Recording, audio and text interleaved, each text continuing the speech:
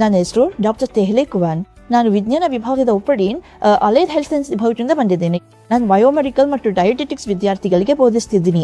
ಈ ಪ್ರಾಜೆಕ್ಟ್ಗಾಗಿ ನಾವು electromagnetic hyper sensitivity syndrome ಬಗ್ಗೆ ಅಧ್ಯಯನ ಮಾಡ್ತಿದ್ದೇವೆ. ಸಂಕ್ಷಿಪ್ತವಾಗಿ ನಾನು ಇದನ್ನು EHS ಎಂದು ಕರೆಯುತ್ತೇನೆ ಮತ್ತು ನಾವು ಎಂಗಾರ್ಡ್ ಎಂಬ ಪೋರ್ಟಬಲ್ ಸಾಧನದ ಮೂಲಕ ಸ್ವಯಂಗ್ರಹಿಸಿದ EHS ಭಾಗವಹಿಸುವವರ ಮೇಲೆ ರಕ್ಷಣಾತ್ಮಕ ಪರಿಣಾಮವನ್ನು ನೋಡ್ತಿದ್ದೀವಿ.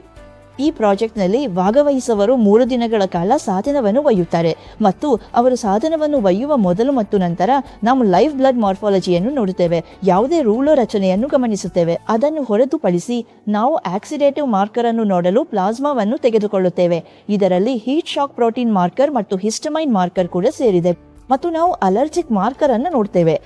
ಉದಾಹರಣೆಗೆ ಮೆಲಾನ್ಡಿಯಾಲ್ಡಿಹೈಡ್ ಮಾರ್ಕರ್. ಮತ್ತು ನಾವು ನ್ಯೂರೋ ಮಾರ್ಕರ್ ಅನ್ನು ಸಹ ನೋಡ್ತಿದ್ದೇವೆ. ಅದು ಸೆರೋಟೋನಿನ್ ಮಾರ್ಕರ್ ಆಗಿದೆ.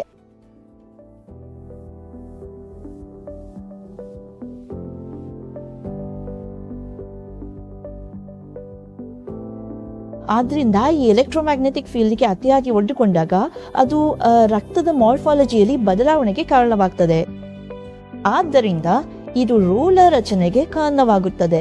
ಒಮ್ಮೆ ರಕ್ತ ಪ್ರವಾಹದೊಳಗೆ ರೂಲೋ ರಚನೆಯು ರೂಪುಗೊಂಡರೆ ಅದು ಆಮ್ಲಜನಕ ಸಾಗಣೆಯ ವಿತರಣೆಯಲ್ಲಿ ಕೊರತೆಯನ್ನು ಉಂಟು ಮಾಡುತ್ತದೆ ಮತ್ತು ಇದು ಮೈಕ್ರೋವ್ಯಾಸ್ಕ್ಯುಲರ್ ಪರಿಚಲನೆಯ ಮೇಲೂ ಪರಿಣಾಮ ಬೀರುತ್ತದೆ. ಮತ್ತು ಒಮ್ಮೆ ಈ ಮೈಕ್ರೋವ್ಯಾಸ್ಕ್ಯುಲರ್ ಪರಿಚಲನೆಯು ಬಾಧಿತವಾದರೆ ಇದು ಅನೇಕ ಚಿಹ್ನೆಗಳು ಮತ್ತು ರೋಗ ಲಕ್ಷಣಗಳಿಗೆ ಕಾರಣವಾಗಬಹುದು.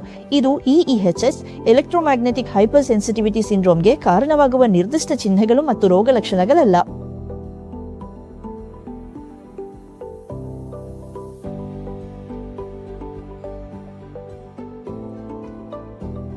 ನಾನು ಇದನ್ನು ತಿಳಿಸಲು ಬಯಸ್ತೇನೆ. ರೂಲೋ ರಚನೆಯು ಜೈವಿಕ ಬಯೋಮಾರ್ಕರ್ ಎಂದು ಮಾತನಾಡುವುದಕ್ಕಿಂತ ಹೆಚ್ಚಾಗಿ ಯಾರಾದರೂ ನಿರ್ದಿಷ್ಟ ಎಲೆಕ್ಟ್ರೋಮ್ಯಾಗ್ನೆಟಿಕ್ ಫೀಲ್ಡ್ಗೆ ಅತಿಯಾಗಿ ಒಡ್ಡಿಕೊಂಡಿದ್ದಾರೆ ಎಂದು ಸೂಚಿಸಲು ಇದು ಪ್ರಾಥಮಿಕ ಶಾರೀರಿಕ ಸೂಚಕ ಎಂದು ನಾನು ಹೇಳ್ತೇನೆ. ನಮ್ಮ ಸಾಮಾನ್ಯ ಕೆಂಪು ಜೀವಕೋಶಗಳ ಸುತ್ತಲೂ ಋಣಾತ್ಮಕ ಚಾರ್ಜ್ಗಳನ್ನು ಹೊಂದಿರ್ತವೆ. ಆದ್ದರಿಂದ ಮತ್ತು ಈ ಎಲೆಕ್ಟ್ರೋಮ್ಯಾಗ್ನೆಟಿಕ್ ಫೀಲ್ಡ್ಗೆ ಅತಿಯಾಗಿ ಒಡ್ಕೊಂಡಾಗ ಅದು ಆ ಎಲ್ಲ ಚಾರ್ಜ್ಗಳು ಕಮ್ಮಿ ಆಗಲು ಕಾರಣವಾಗಬಹುದು ಮತ್ತು ವಿಕರ್ಷಣ ಶಕ್ತಿಗಳು ಕಡಿಮೆ ಆಗುತ್ತವೆ. ನಂತರ ಎಲ್ಲ ಕೆಂಪು ಜೀವಕೋಶಗಳು ಒಟ್ಟುಗೂಡುತ್ತವೆ ಮತ್ತು ಒಂದರ ಮೇಲೊಂದು ಜೋಡಿಸಲ್ಪಟ್ಟು ರೂಲೋ ರಚನೆಯಾಗಲು ಕಾರಣವಾಗುತ್ತವೆ. ಎಲ್ಲ ಕೆಂಪು ಜೀವಕೋಶಗಳು ಒಟ್ಟುಗೂಡುತ್ತವೆ ಮತ್ತು ಪರಿಚಲನೆಯಲ್ಲಿ ಸಿಲುಕೊಳ್ಳುತ್ತವೆ ಮತ್ತು ಇದು ಮೈಕ್ರೋವಾಸ್ಕ್ಯುಲರ್ ಹರಿವಿನ ಮೇಲೆ ಪರಿಣಾಮ ಬೀರಬಹುದು ಮತ್ತು ಇದು ವಾಸ್ತವವಾಗಿ ರಕ್ತವು ಸಾಮಾನ್ಯ ರಕ್ತದ ಹರಿವಿನಲ್ಲಿ ಅಡಚಣೆಯನ್ನು ಉಂಟು ಮಾಡಬಹುದು.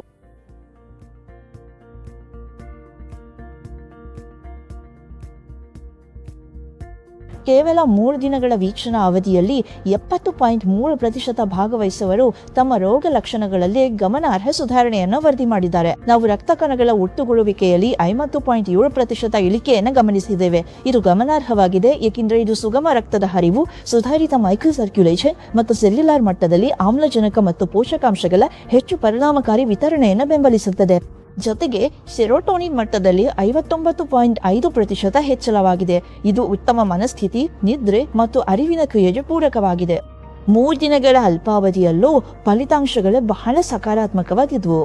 ಎಂಬಾರ್ಡ್ ತಂತ್ರಜ್ಞಾನದೊಂದಿಗೆ ದೀರ್ಘಾವಧಿಯ ಹಸ್ತಕ್ಷೇಪವು ಹೆಚ್ಚು ಸ್ಪಷ್ಟ ಮತ್ತು ಸಂಖ್ಯಾಶಾಸ್ತ್ರೀಯವಾಗಿ ಗಮನಾರ್ಹ ಬದಲಾವಣೆಗಳನ್ನು ನೀಡುತ್ತದೆ ಎಂದು ನಿರೀಕ್ಷಿಸಲಾಗಿದೆ.